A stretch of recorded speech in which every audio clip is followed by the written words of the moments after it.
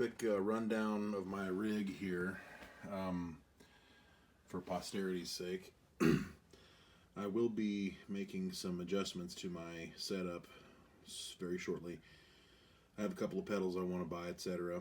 I'm going to be getting a new amp, Fender 68 Deluxe. This is actually a Blues Junior, and I don't remember, I think this is the original. Let me turn this thing around.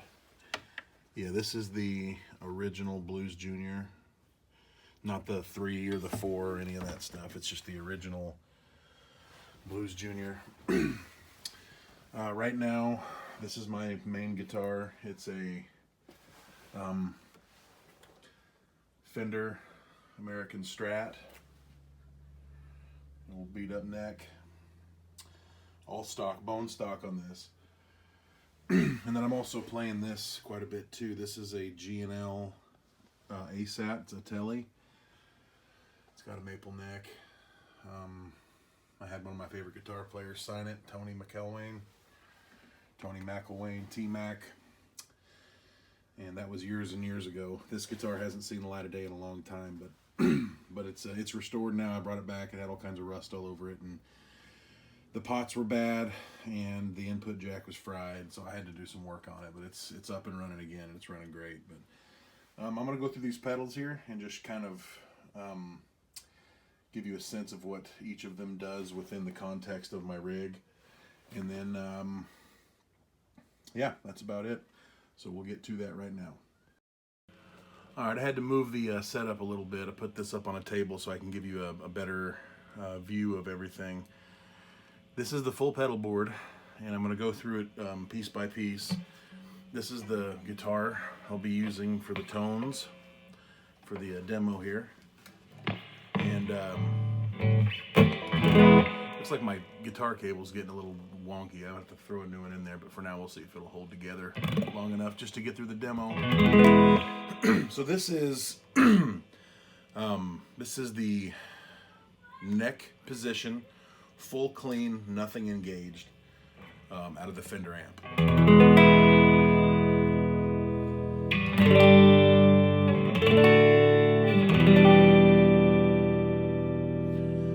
Okay, so that's kind of our bass tone. That's the sound that we're going to kind of be going off of here.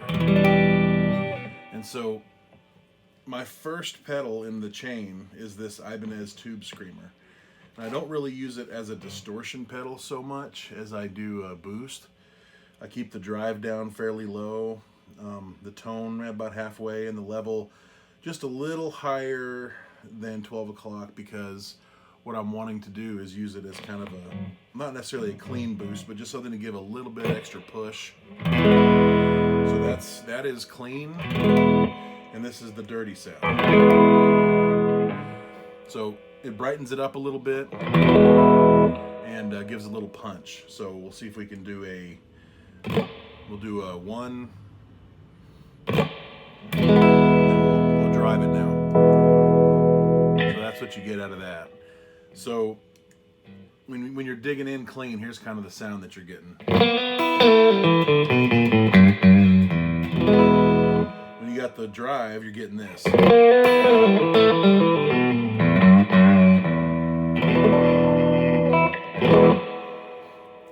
And I'm using the reverb out of the amp. The amp's where the reverb is. So it's good Fender Spring reverb. I don't have a reverb pedal on the board. I do have one, but I don't have it on the board right now because I like my spring reverb out of the amp. So that drive is just a little bit of punch. And actually it has a little more drive than I like. I like it to be a little cleaner than that. Yeah, that's about it right there. So right now I turned the drive down to about 9 o'clock. I've got the tone right at noon 30, and I have the level at about 1 to 2 o'clock. And that gives you that real nice to where, so if you roll the volume back a little bit, if we roll this volume back just a hair, it'll be nice and sparkly clean.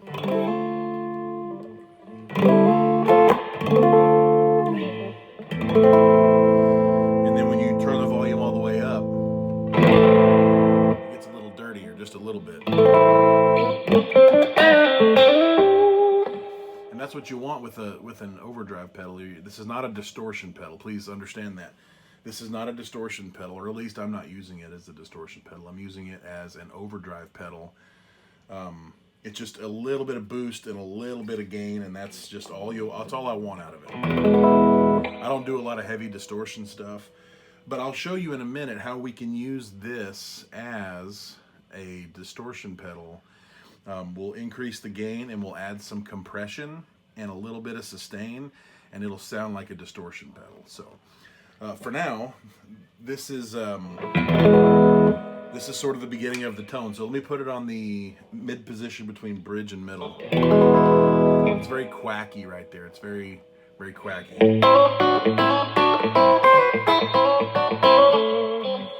So super quacky right there at the... people have different opinions on what to call these positions, but I call this number 1, number 2, number 3, number 4, and number 5. So as you can hear, number 5, 3, and 1 have that buzz, that you can hear that hum. And then there's number 4, there's no hum. 3, there's the hum again. 2, there's no hum. 1, there's the hum again. And that's because when you put 2 of these together, it cancels the hum, almost acts like a humbucker. But that's the real nice, slightly dirty, slightly clean overdrive.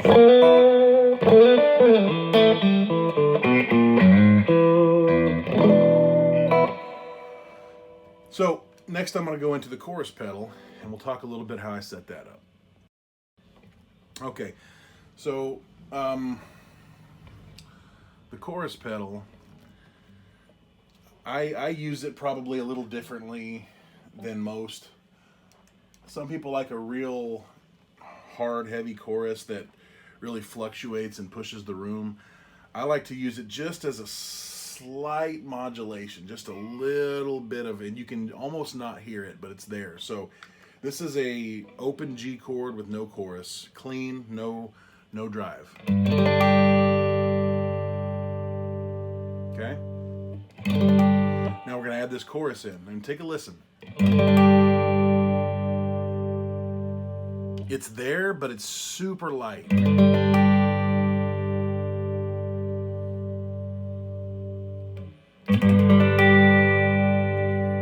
So once again, without, and then with. And we can change that by adding a little depth to it, and then it'll actually, you'll hear it modulate a little more.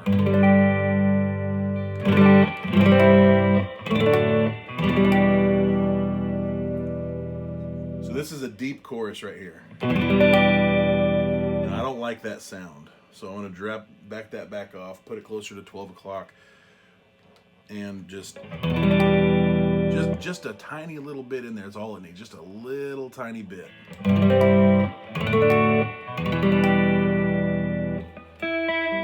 And I don't use it for everything.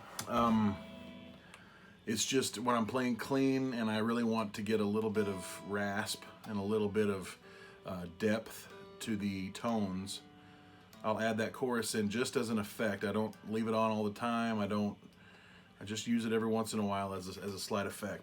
And when it really becomes apparent, when you can really hear it, is when you add the overdrive to it. When you add this, that chorus really pops.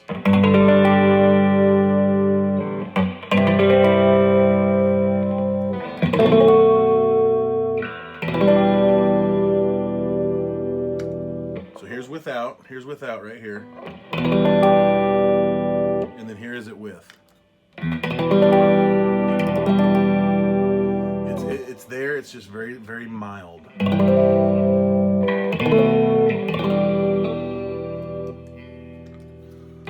So that's the Ibanez TS9 Tube Screamer and the Boss CE5 chorus pedal. The next thing I want to talk about is this compressor sustainer. It's a CS3 from Boss. That's a unique pedal, and it does some things that are great, and it does some things that are not great. So we'll talk about that here right now. Okay, so back to this compressor. It has 4 knobs here. Like I said, my cord is dodgy right now. It has a level, a tone, attack, and sustain. So for level and tone, that's about what you would expect. The level is a boost.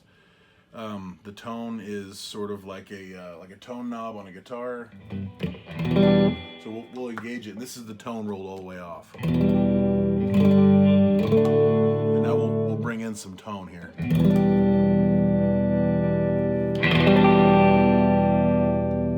So it can act as a sweepable EQ on this, but that's not how I use it. I use this primarily as just something to tighten up the sound that I'm getting. So I keep my attack level at about 1 and my sustain level at about noon.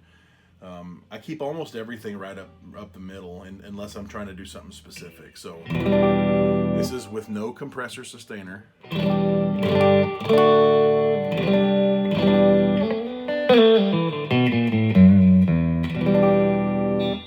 And here it is with the compressor sustainer.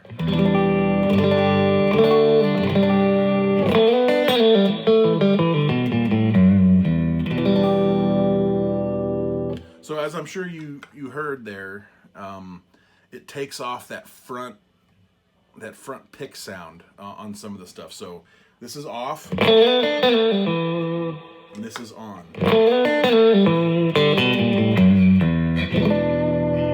So if you think about a compressor, what it does is it takes a waveform, right? And it squashes that waveform. It cuts off the bottoms and the tops. And it just gives you this flat, clean sound that some people like and some people hate. Off, and this is on. So when you're playing aggressively, if you're playing aggressively with no compressor sustainer, here is what you can expect to hear out of a clean sound. Once you add the compression in, it sounds like this.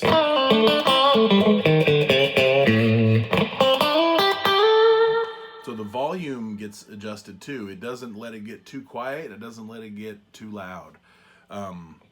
Which it takes away some dynamic from your playing if it's set up this way.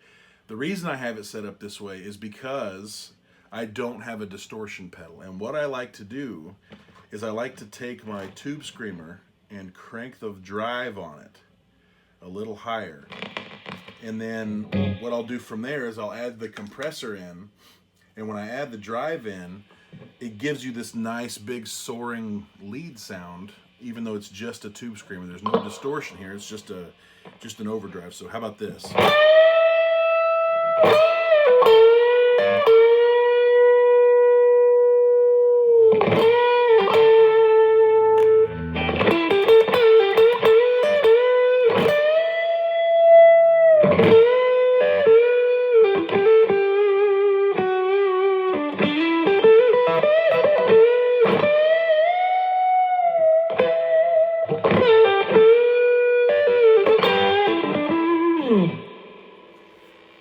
So that's kind of what that does. And what I did during that is I adjusted my level up because I wanted to give it more punch. So if I've got just a drive, this is what the drive sounds like by itself. And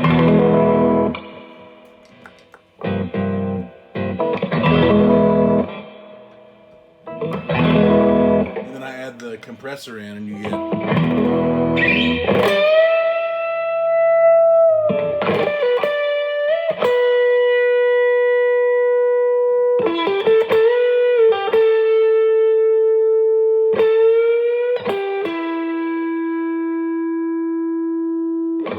So you can hear how long that sustains. Now listen to how it sustains without the compressor.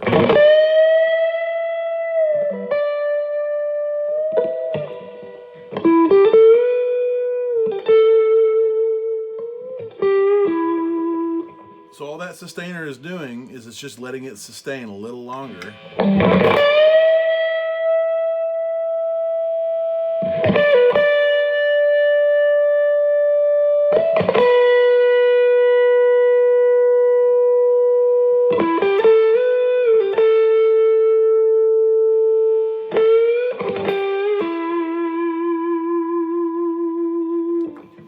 the one way that you can use that, and I typically like to use it that way for my overdrive because, like I say, I don't have a high gain amp. My amp is just a plain Blues Junior tube amp. And I used to have a Blues driver that I had on my board, and I would run that in parallel with the Tube Screamer, and that gave me that punch I needed. But because I don't have that anymore, I'm using this compressor not so much as a compressor, but more as a sustainer. So a lot of different things you can do with this pedal. This is one you really have to play with and figure out exactly what you're looking for, because it can squash your tone or make it sound lifeless, or it can give you that little last boost, that little last edge that you need in order to get the juice that you want for a particular tone. The next thing I'm going to talk about is this. This is the TC Electronics Prophet, which is rapidly becoming one of my favorite pedals, and it does so many different things. So we're going to talk about that next. Okay, so we're going to talk about this Prophet. Now, it's a digital delay pedal with a true bypass. I'm not one of those that gets all crazy about true bypass or not, but it does have what's called a true bypass, and what that essentially means is that it bypasses the circuit altogether and gives you a straight line from input to output so that you're not having to process the signal going through or something like that. Oh, my chorus. I need a tune real quick. Let me slap a tuner on here. So I bought this delay pedal not too long ago, maybe about a month and a half ago, 6 weeks ago. Let me turn this volume down so you don't hear the guitar tuning. And I bought it for a specific thing. I bought it really just to give me a slapback delay sound, like on some of the Chet Atkins records.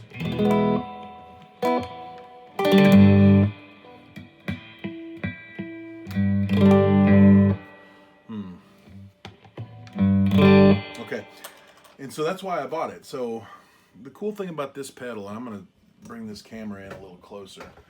The cool thing about this pedal is that you can set it up a lot of different ways. There's a switch on this pedal, not the main switch, but there's a little slider switch right here, and it says 1/16, 1/8, and 3/8. And what that is it's 3 different settings for length of delay.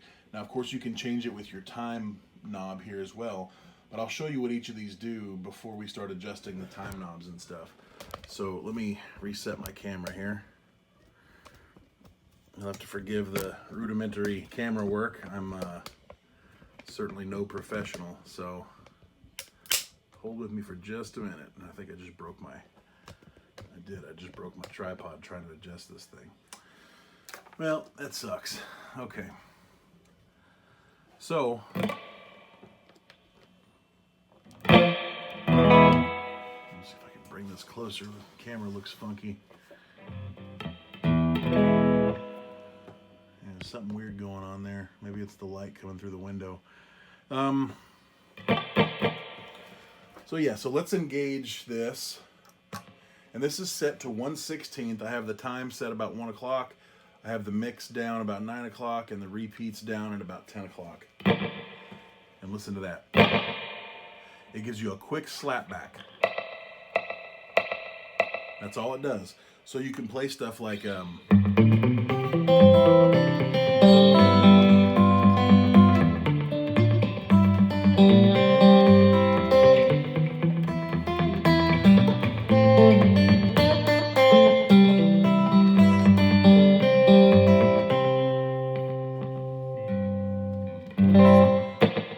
it gives you that little Chet Atkins style slap back there is all it really does, which is great, and that's why I bought it. And so it did exactly what I wanted it to. However, when I started messing around with it a little bit, I started adjusting the slider, and I went all the way down to 3/8. And listen to what happens here.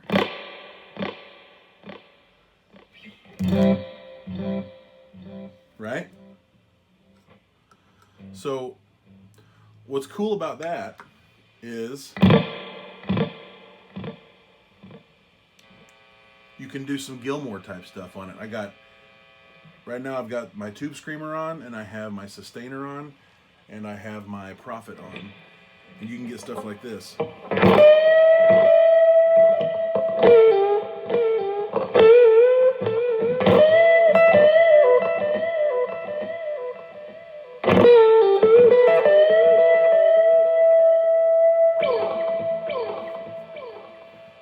Turn off the compressor. That's a really nice sound and delay. So one of the cool things you can do with this also is you can make it do the, I don't know what I like to call the plinko sound. I don't know, there's a technical term for it, I'm sure, but the plinko, what I call that is when I do the,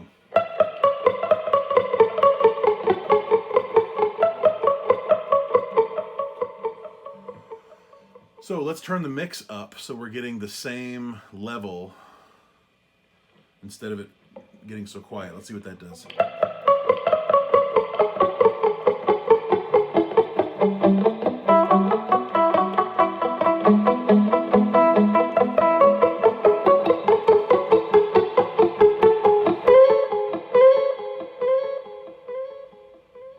Which is kind of a neat thing. I mean, it's, you know, it's not really musical so much, but it helps you do scales, because if you hit a note out of a scale, you're going to know it real quick. So if I'm playing a A major scale, I'd start off with a,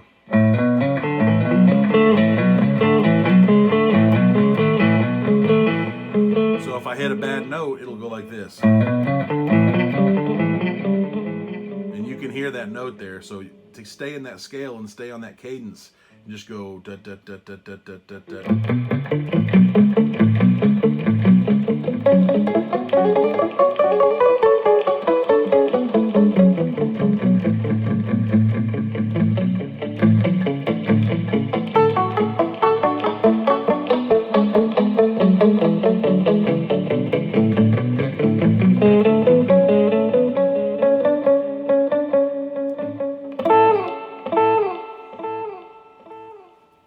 And so it can do a lot of things, and it's just kind of fun to play with. And you know, I find that the two most useful things for me are this standard, I gotta turn the mix back down just a hair, is this this standard slapback,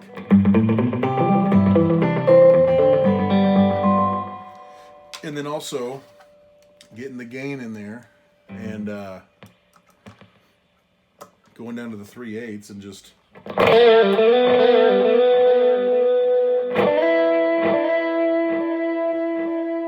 and you can change how many repeats. If you only want a few, few repeats, you go turn the repeats down and it goes like this. And that's it. If you want a bunch, you scroll it on up and then just do a,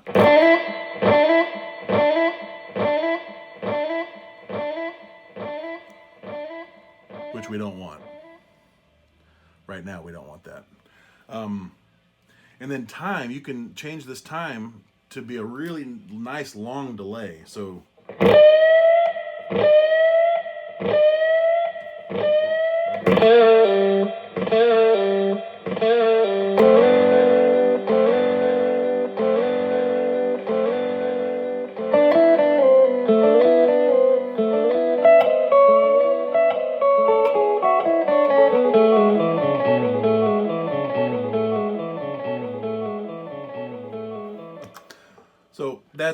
that's what that is. And I just find that having that little thing in there to help, to help with the nuances of your setup, just being able to, whenever you need just a little something, drop it down into 3/8, drop your time down, turn your gain pedal on, and bring that mix to about there. And then just, it's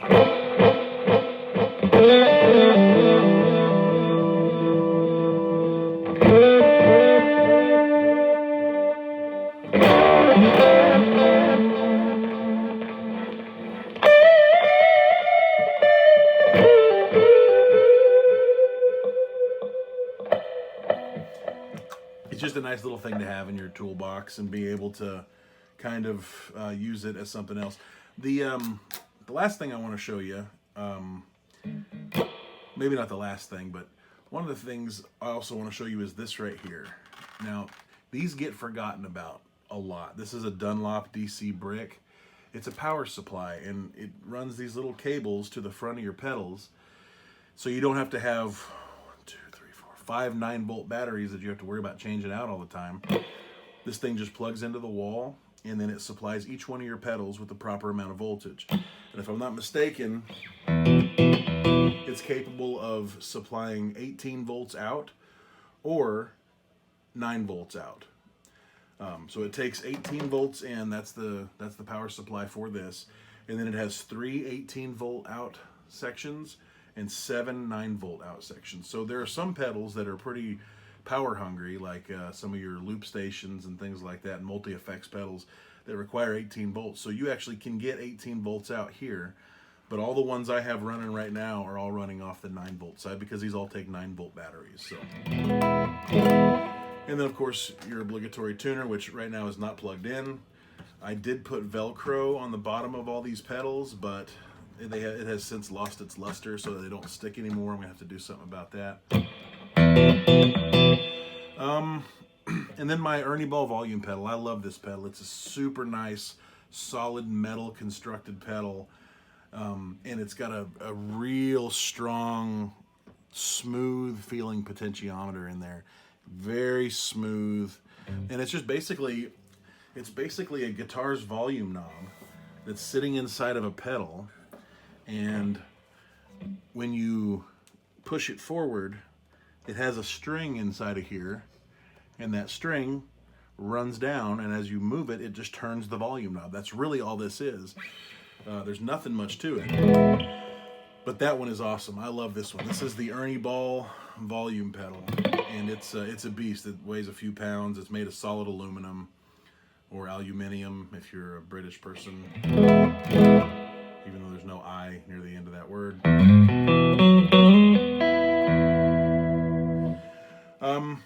And that's pretty much it. Now, so I don't have it on the floor, so I can't do a real good swell on this, but I'll see if I can approximate it with my hand here. Let's see. So we'll give a nice E, open E chord. And you can also use this for doing pedal steel type swells. So this is kind of hard to do without it being by my feet, but I'm going to try.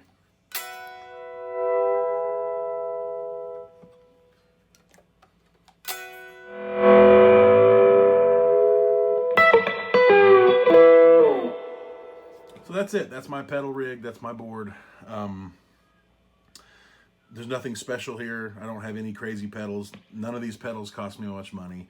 This tube screamer I've had with me for probably as long as I've been playing. And that's 26 years I've been playing. Been playing for 26 years. I got this probably 2 years into my playing, so maybe I've had this for 24 years or so. Got it in the mid-90s, I guess. And I'll never let go of this pedal. This is my baby right here. I absolutely adore this pedal. It's been with me through thick and thin, through thousands of shows and dozens of bands, and I love this pedal. I picked this one up when I was working at a music store in Kentucky. I got it. It was a used pedal that somebody brought back, and I got it for cheap. This one I picked up probably about 10 years ago, and then this one I just bought recently. This tuner pedal, I've had that as long as I've been playing too. That's an oldie. And then I bought this brand new from the music store where I used to work in Kentucky as well. I had to special order it because we didn't stock them. But that's it. This is my pedal board. This is my rig. This is my setup. And I'll go into a little more detail on how I get certain tones and stuff in a different video. I just wanted to do a quick rundown of my rig so you can see it and how it sounds in context with the Fender Blues Junior tube amp. So that's it for now. Hope you enjoyed. Thanks.